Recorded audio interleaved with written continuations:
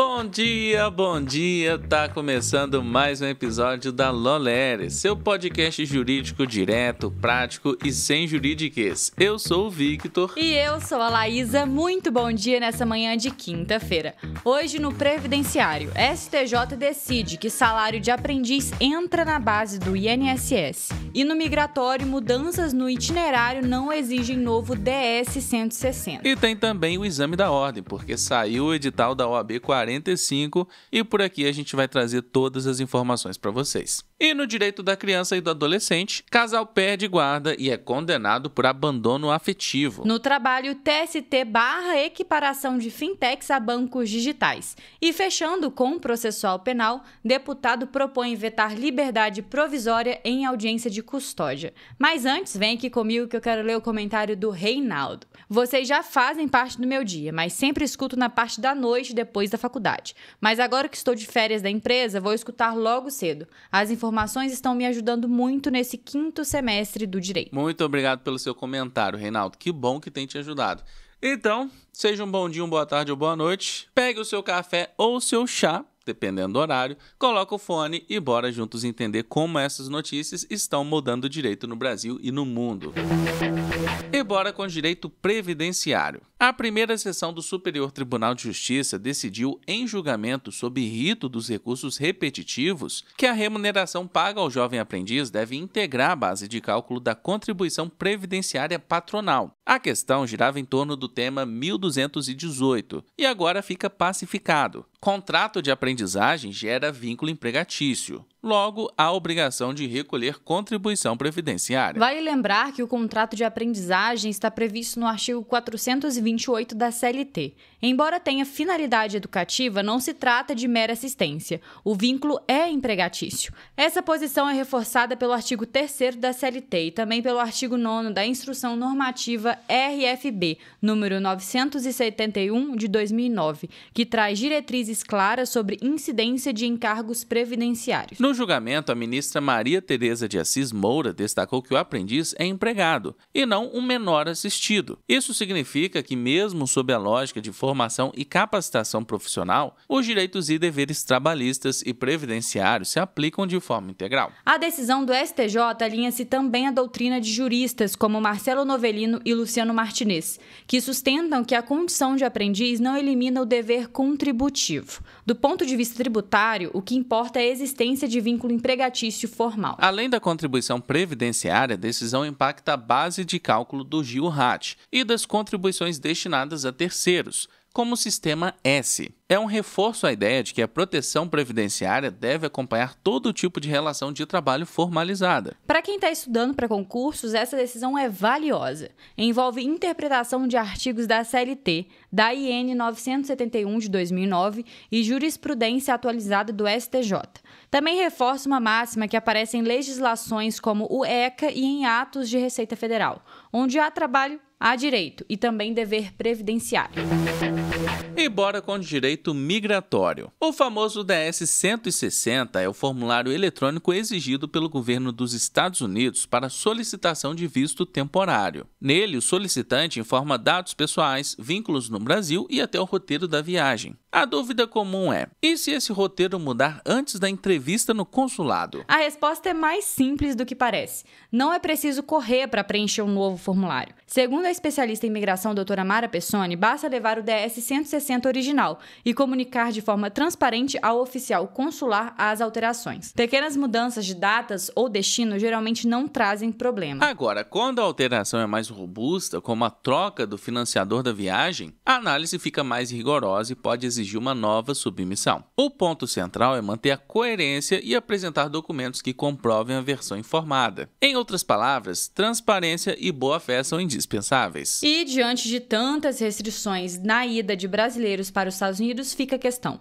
qual é a importância de um bom advogado no auxílio da solicitação de visto e acompanhamento desse processo? E quem responde pra gente é a própria doutora Mara Pessoni, sócia e diretora do escritório Witter Pessoni Moore, advogada e tecnóloga em comércio exterior, com atuação especializada em imigração e internacionalização de empresas. Olá, seguidores da Lolere. Veja bem, realmente os Estados Unidos estão cada vez mais exigentes em relação ao público que solicita um visto de turista. Por quê?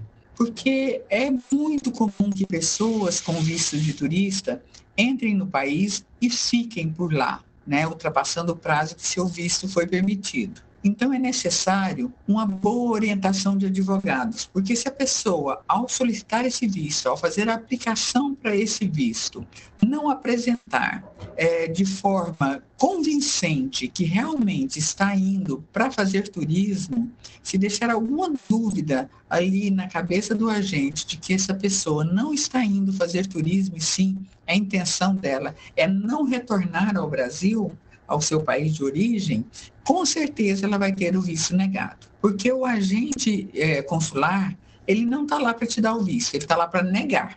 Ele só vai dar o visto se ele for convencido de que aquela pessoa realmente demonstrou que a sua intenção de ir ao país é para fazer turismo por um breve período e retornar ao seu país de origem. E como que ela demonstra isso? Através da sua aplicação de DS-160 bem feita e também de vários outros fatores que envolvem essa aplicação, de várias outras informações que permeiam essa aplicação.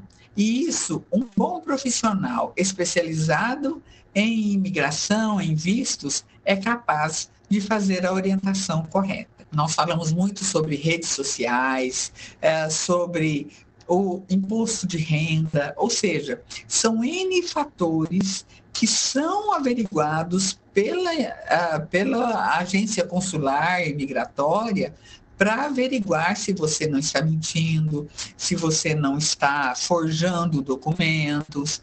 Então, um bom profissional, especialista, com histórico, com experiência, é capaz de determinar as suas chances de aprovação e os riscos que você está correndo de ter um visto negado. E, quando ele determina que os riscos são maiores do que a aprovação, ele também é capaz de passar todas as orientações necessárias para que você corrija os erros antes de fazer essa aplicação, para minimizar essa chance de risco de negativa. Então, a minha orientação é: sempre busque se orientar com um profissional especializado que tem um histórico de aprovações, que tem conhecimento, que tem uma bagagem, para que a sua chance de aprovação seja a maior possível.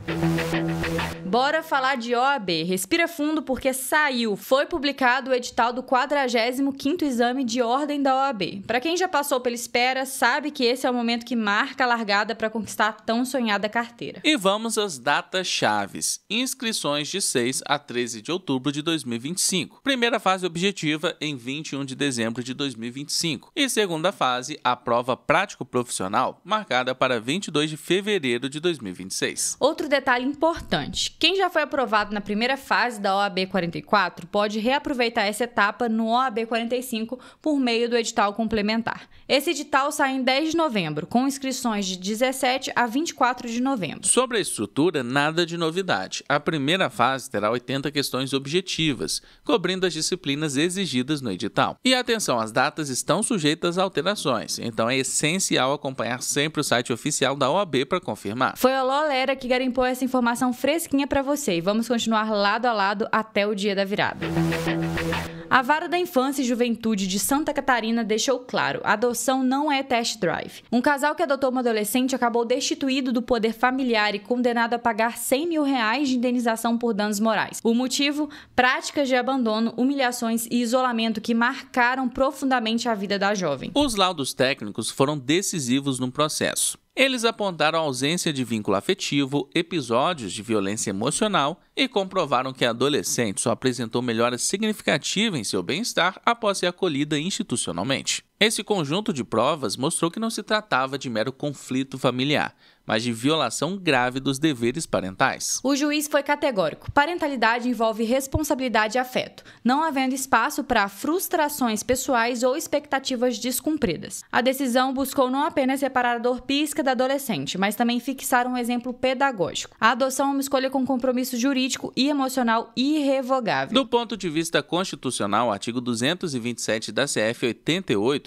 garante à criança e ao adolescente prioridade absoluta e proteção integral, incluindo o direito à convivência familiar saudável. Esse dever não pode ser relativizado por conveniências dos pais. O ECA, em seus artigos 4º, 19 e 22, reforça que a família deve assegurar cuidado, dignidade e afeto como parte de sua função protetiva. Na jurisprudência, o STF e o STJ já reconheceram que o abandono afetivo pode gerar dano moral, especialmente quando comprovado prejuízo psíquico. No recurso especial 1.159.242 de São Paulo, por exemplo, o STJ afirmou a possibilidade de indenização em razão da omissão parental. No caso catarinense, o Judiciário reafirmou esse entendimento e aplicou de forma prática. E isso levanta uma questão fundamental. Quais são os requisitos legais para que se reconheça judicialmente o abandono afetivo em casos de adoção? E, principalmente, quais são os efeitos para o adolescente quando ocorre a destituição do casal adotante? Quem responde é a advogada Franciele Gonçalves Pereira, especialista em direito de família e sucessões e em direito processual civil. Primeiramente, é importante lembrar que quando a gente fala em adoção,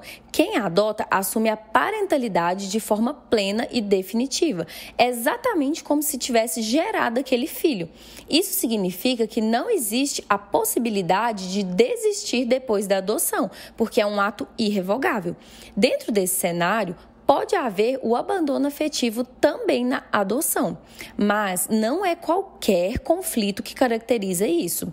A lei ela vai exigir prova de condutas graves, como, por exemplo, humilhações, violência física e psicológica, negligência ou a recusa reiterada de exercer o papel de pai e mãe que causem um prejuízo real à dignidade ou à saúde emocional da criança ou do adolescente.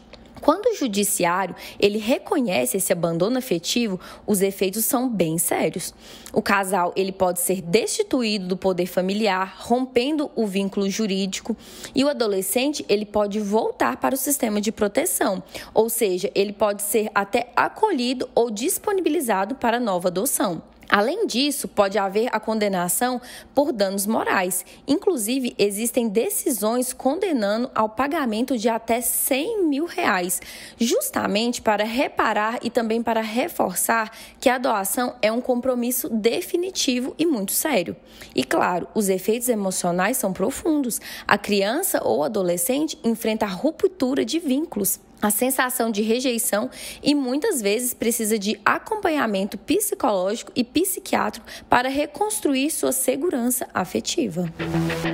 E bora com o direito do trabalho. O Tribunal Superior do Trabalho decidiu que fintechs não podem ser automaticamente equiparadas a bancos ou financiárias. Ex-funcionários que buscavam ser enquadrados como financiários para garantir jornada de 6 horas, horas extras e benefícios trabalhistas ouviram um não categórico da Corte. Na prática, o entendimento vale para instituições de pagamento, como grande parte das fintechs, e não para empresas que efetivamente administram cartões de crédito. Essa distinção foi o ponto central da decisão, que agora tem efeito vinculante e deve ser seguida por toda a Justiça do Trabalho. Antes disso, havia um verdadeiro samba jurisprudencial. Tribunais regionais adotavam posições divergentes, gerando insegurança tanto para trabalhadores quanto para empregadores. O julgamento do TST pacifica esse cenário, ao menos para as fintechs que não emitem ou administram cartões. Mas o alerta fica: se uma instituição digital também administra cartões de crédito, a situação muda de figura. Nesses casos, pode sim haver espaço para o enquadramento como financiário,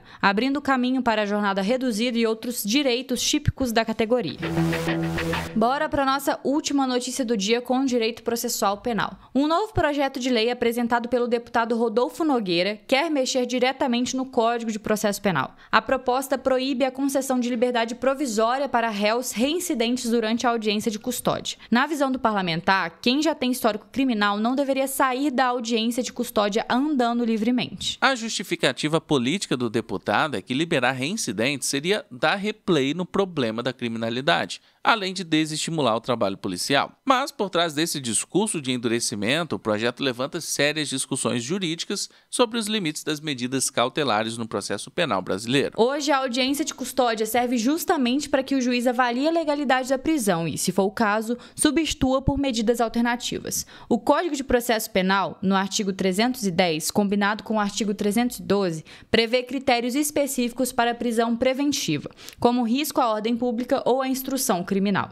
O projeto, ao criar uma vedação automática, pode esbarrar no princípio constitucional da presunção de inocência. Não por acaso, a jurisprudência do STF e do STJ tem reiterado a importância da audiência de custódia como mecanismo de controle do poder punitivo. Alterações como essa exigem interpretação conforme a Constituição, para que não transformem uma medida excepcional em regra geral de encarceramento. O projeto ainda será discutido na Câmara, mas, se aprovado, pode alterar de forma significativa a lógica atual das medidas cautelares. Para quem estuda para concursos da magistratura e do Ministério Público, vale a pena acompanhar de perto. Esse tema conecta processo penal, direitos fundamentais e jurisprudência atualizada sobre custódia e prisão preventiva.